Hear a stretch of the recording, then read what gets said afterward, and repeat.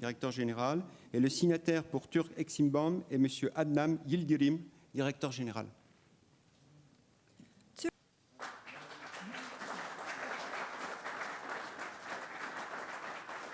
Et je souhaite que nous puissions reprendre un dialogue apaisé qui permette de construire une relation qui est essentielle à mes yeux, à la fois pour nous-mêmes, pour la région et la stabilité, qui ancre tous égards la Turquie dans ce dialogue avec l'Union européenne, mais il est évident que nous devons sortir d'une hypocrisie qui consisterait à penser qu'une progression naturelle vers l'ouverture de nouveaux chapitres est possible. Ça n'est pas vrai.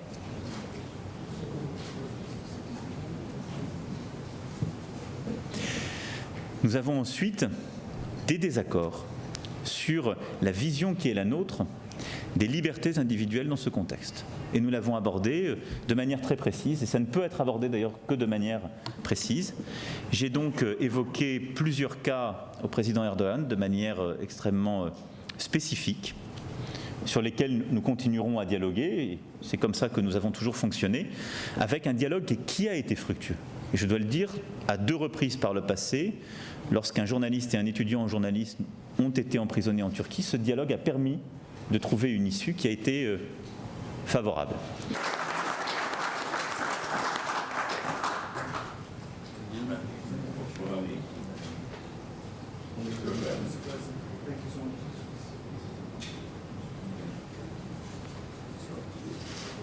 J'ai donc soulevé en particulier le cas de l'université de Galatasaray, qui est pour moi un sujet de grande préoccupation, puisque ce sont à la fois des universitaires et des étudiants qui sont sous le coup d'une procédure. Or, c'est un établissement créé par un accord franco-turc de 1992, un pilier essentiel de notre coopération bilatérale. Et j'ai mentionné le cas de plusieurs dirigeants, d'ONG et des journalistes, en particulier dans le cadre des échanges que j'avais eus avec Reporters sans frontières et avec plusieurs journalistes français ou dirigeants de médias français qui m'avaient interpellé sur des journalistes qu'ils soutenaient. Ces cas ont été évoqués point à point.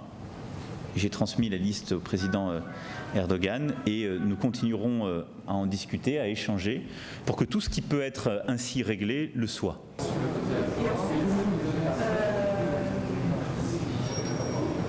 Nous entrerons dans les prochaines semaines, quand le conflit armé sera terminé, dans une situation qui sera l'après-guerre contre Daesh. Et là, c'est un processus politique qui commencera.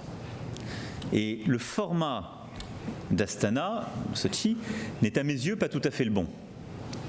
C'est ce que je disais, c'est pour ça que je pense qu'il ne suffit pas. Pourquoi ? Parce que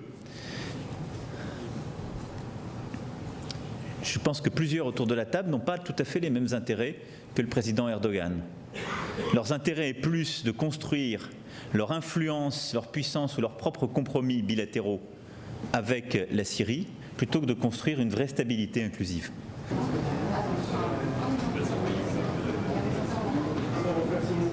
Aujourd'hui, les plus de 3 millions de Syriens qui sont en Turquie, ils n'ont pas fui la plupart du temps Daesh, ils ont fui le régime de Bachar el-Assad. Les millions de réfugiés syriens qui sont au Liban, en Jordanie, en Europe, aux États-Unis, au Canada, ils ont parfois fui le terrorisme et la guerre, mais dans une très large majorité, ils ont fui le régime de Bachar el-Assad. C'est ça la réalité. Et donc si nous avons un processus qui est trop complaisant avec le régime actuel, il sera biaisé et il ne permettra pas la paix, le retour des réfugiés et la véritable détermination par lui-même de son avenir par le peuple syrien.